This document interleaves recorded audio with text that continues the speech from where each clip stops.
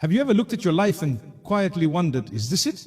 Waking up to the same alarm clock every morning, fighting traffic on roads that feel more like battlegrounds than pathways, sitting in an office chair or behind a counter, staring at screens or numbers, getting through one shift only to prepare for the next.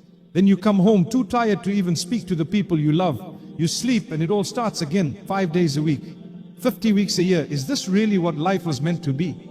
This pattern, this cycle of existing rather than living, makes the soul feel empty. Even when your hands are full, your heart feels hollow. And that's not failure. That's a sign from Allah Almighty that you weren't created for this alone. Your life wasn't meant to be a countdown to the weekend. It wasn't meant to be defined by bills, survival, or job titles. You were created for something more, for something sacred, something eternal. Allah Almighty didn't place you on this earth to just chase money and security. When He created the first human being, He didn't give him a job description with salary brackets and deadlines. He placed him in a garden, not as a worker, but as a guardian, a steward, a soul with responsibility, a creation of honor. He was entrusted, not employed. He was given a purpose, not pressured by a paycheck. Work was always part of life, but never as a punishment. It was never meant to be slavery to a system. It was designed to be meaningful, to contribute to something greater than yourself, to help others, to build, to serve. But slowly the world took that meaning and replaced it with stress. It turned work into a burden. It made success about what you earn, not what you become. The Quran reminds us clearly, and I did not create mankind except to worship me. Worship here isn't just prayer in a masjid or words whispered in the dark of night. Worship means living with intention. It means that every single act, when done with sincerity, becomes sacred. Raising your children with kindness is worship. Feeding your family is worship. Smiling through difficulty for the sake of Allah Almighty is worship.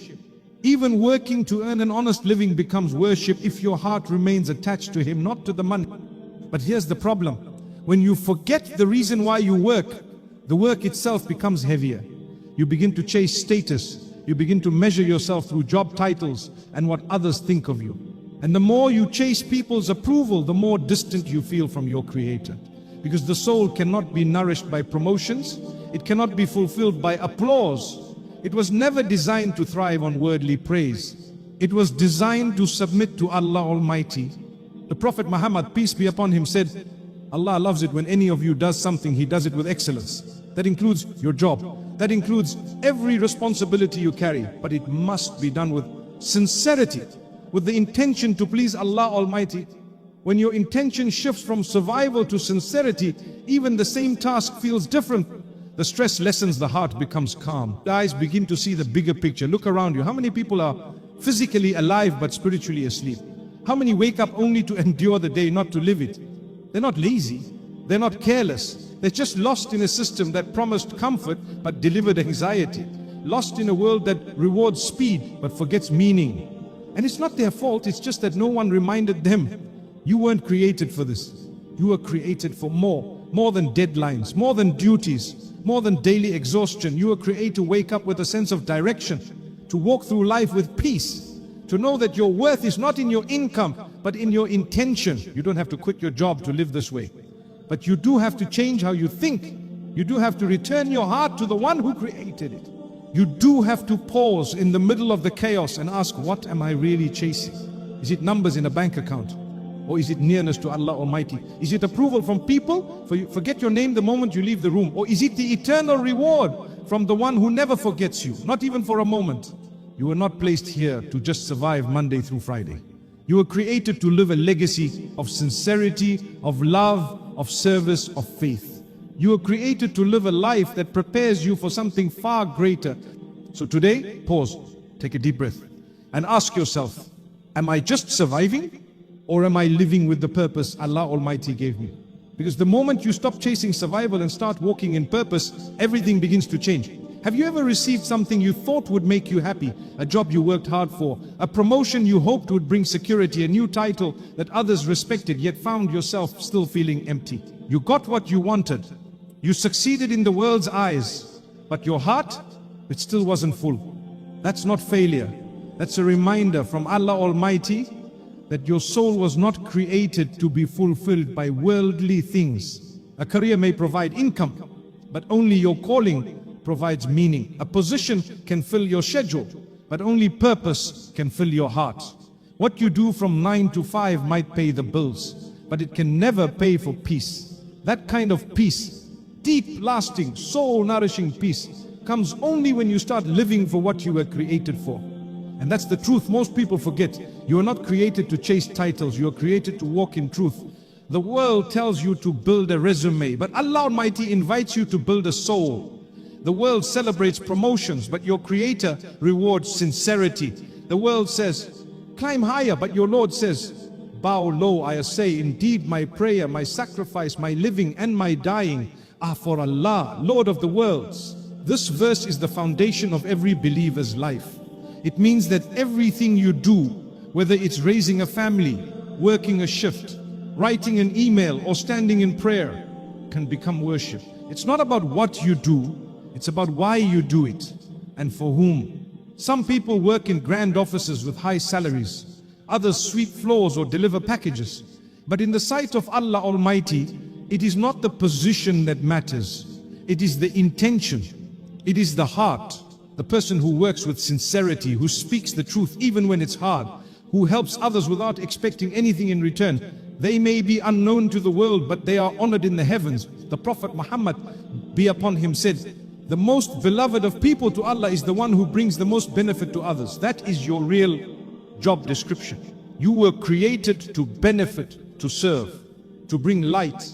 Your career may change with time, but your calling remains the same. And that calling is tied to your Creator, not to your company. So many people live their entire lives trying to impress others. They pursue degrees they don't love. They chase careers they don't believe in. They say yes to paths that lead them away from their soul. Why? Because the world taught them that success is loud, that success is money, fame, applause. But true success is quiet. It is peaceful. It is found in the smile of someone you helped, in the tear of someone you lifted, in the dua of a mother, the prayer of a stranger, the forgiveness of someone you were kind to. That is what matters, and that is what lasts. You don't need to be known by millions to matter to Allah Almighty. You don't need to wear a suit to be honorable. You don't need a title to walk in purpose. You only need one thing: sincerity. When your actions are for His sake, everything becomes meaningful. Even the tasks the world calls small, ask yourself, what am I really chasing? A job that looks good on paper, or a life that feels right in the heart? When you chase your calling, everything changes. You stop comparing yourself to others. You stop measuring your worth by likes, followers, or job reviews. You begin to see yourself the way Allah Almighty sees you, as a servant with sacred potential. And here's the secret: your calling is not something you apply for, it's something you discover in your heart. It may not come with a salary, but it comes with satisfaction. It may not be glamorous, but it is grounded. It may not earn applause, but it earns reward. Some of the most impactful people in the world are not those with the biggest platforms, but those who live with the biggest hearts. They serve quietly, they speak kindly, they sacrifice joyfully, and their reward, it's written with ink that never fades. So take a moment today, reflect, pause the noise, and ask yourself, am I just building a career, or am I living my calling? Because when you start walking the path Allah Almighty created for you, the heart begins to rest, and the soul begins to bloom. You were not created to impress people. You were created to please your Lord. And that purpose is greater than any position the world can offer.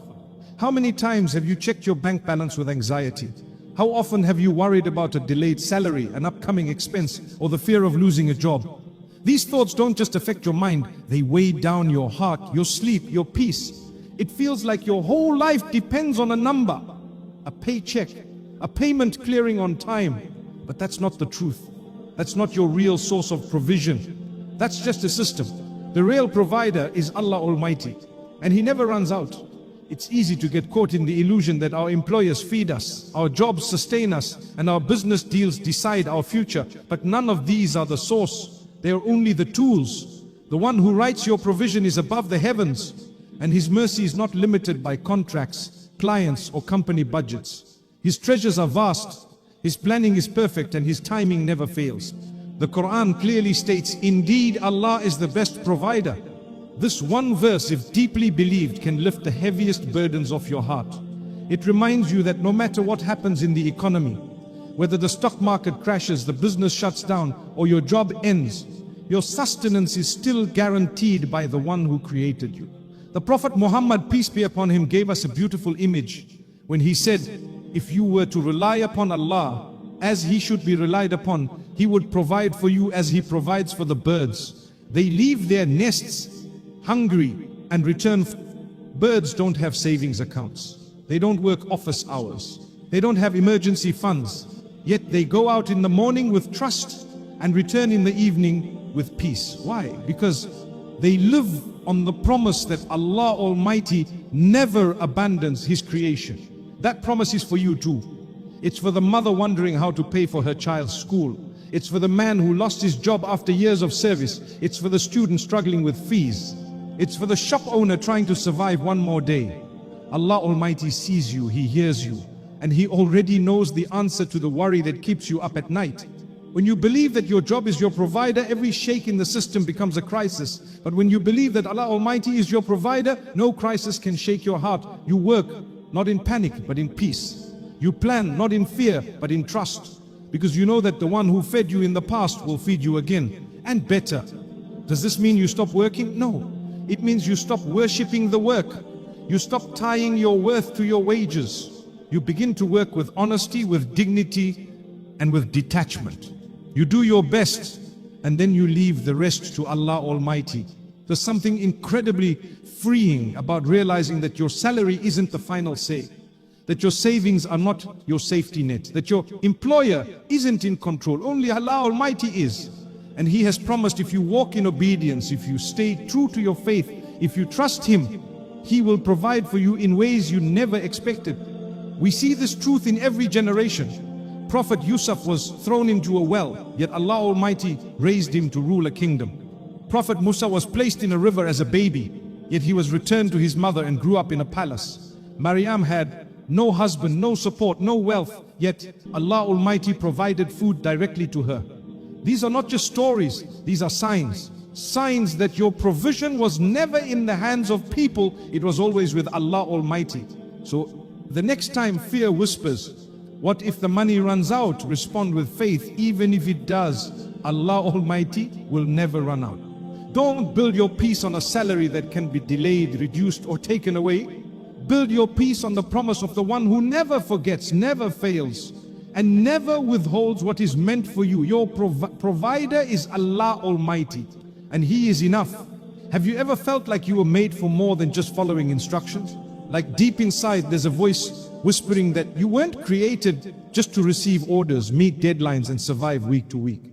That voice is not pride, it's not arrogance, it's your fitrah, your original nature, reminding you that Allah Almighty created you with a noble purpose, not just to work under pressure, but to lead with purpose. The world wants to train you to be a worker, a replaceable part of a system, someone who clocks in and clocks out, someone who waits for permission to act. But Allah Almighty didn't place you on this earth just to obey the world's systems. He placed you here to carry a trust, to lead with responsibility, to live with influence. Even if no one gives you a title, your life has already been appointed by the one who created you. The Quran says, and He made you successors upon the earth. You are not an accident. You are not here randomly. You have been given a role, a divine responsibility, a role that doesn't require a desk, a degree, or a position of authority. It requires sincerity. It requires courage, and it requires the mindset of a shepherd. The Prophet Muhammad, peace be upon him, said, each of you is a shepherd, and each of you is responsible for his flock. This hadith is not just for leaders of nations. It is for you. It is for the mother raising her children.